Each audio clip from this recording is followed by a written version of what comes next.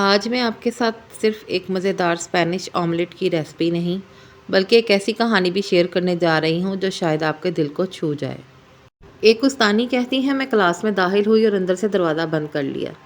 میں نے فیصلہ کیا کہ آج اپنا سارا غصہ بچوں پر نکالوں گی۔ واقعی جس بچے نے ہوم ورک نہیں کیا تھا اسے پکڑا اور مارا۔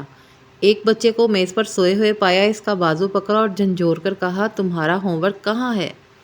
وہ بچہ ڈر کے پیچھے ہٹ گیا۔ وہ لرزتے ہوئے بولا کہ بھول گیا ہوں، مجھے معاف کر دے۔ میں نے اسے پکڑا اور اپنے سارے غصے اور وہ دباؤ جو میرے گھر کی وجہ سے تھا اس پر نکال دیا۔ پھر میں نے ایک بچے کو کھڑا پایا، وہ میرے قریب آیا، بلا جھجک میرا دامن کھینچتے ہوئے ہاتھ سے اشارہ کیا کہ جھک کر اس کی بات سنوں۔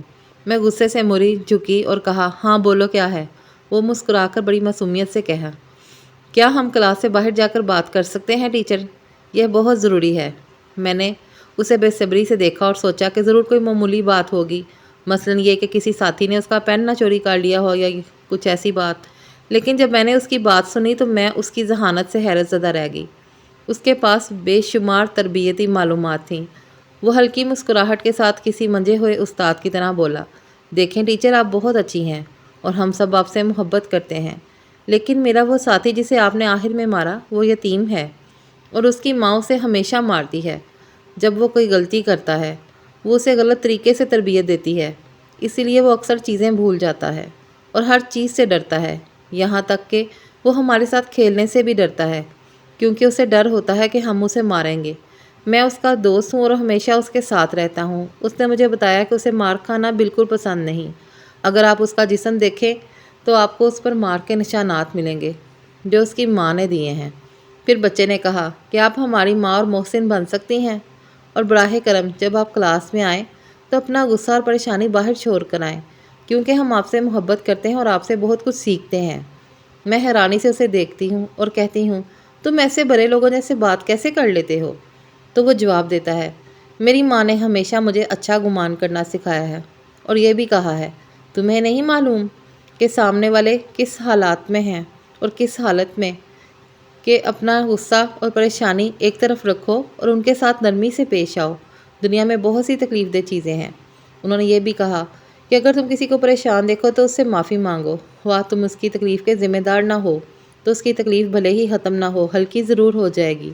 پھر وہ مجھے گلے لگا لیتا ہے اور کہتا ہے، یقیناً آپ کسی وجہ سے ناراض ہیں، اسی لیے آپ نے آج ہمیں مارا ٹیچر۔ میں آپ سے معذرت خواہ ہوں، براہ کرم ناراض نہ ہوں کیونکہ آپ بہت اچھی ہیں۔ میں حیرانی کے عالم میں کھڑی تھی، مجھ سے کوئی جواب نہیں بن پا رہا تھا۔ ایسا محسوس ہو رہا تھا کہ میں بچی ہوں اور وہ میرا استاد۔ کیا آج بھی ایسی تربیت ہوتی ہے؟ کیا ایسی مائیں موجود ہیں جو اپنے بچوں کو اس قدر عمدہ تربیت کرتی ہیں؟ میں نے اس بچے سے کہا، ٹھیک ہے، میں اسے کیسے مناؤں؟ تو وہ بولا، ہم چاکلیٹ لیتے ہیں، وہ اسے پسند کرتا ہے اور اگر وہ قبول کر لے تو وہ معاف کر دے گا، تو آپ اپنے رب سے استغفار کریں اور سبحان اللہ و بحمدہ کہیں تاکہ جنت میں آپ کے لیے درخت لگے۔ میری ماں نے بتایا ہے کہ جنت کے درخت کے پھل بہت نرم اور شہد سے بھی زیادہ میٹھے ہوتے ہیں اور ان میں کوئی بیج بھی نہیں ہوتا۔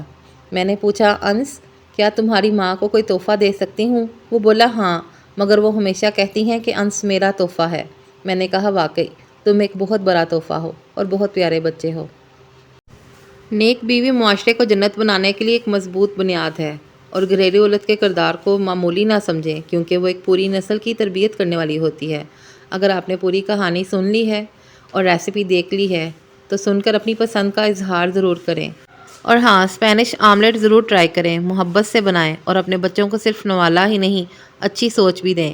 ویڈیو پسند آئی ہو تو جاتے جاتے نیو آنے والے چینل کو سبسکرائب کرنا مت بھولیں، ویڈیو کو لائک، شیئر، کمنٹ کریں۔ اللہ حافظ۔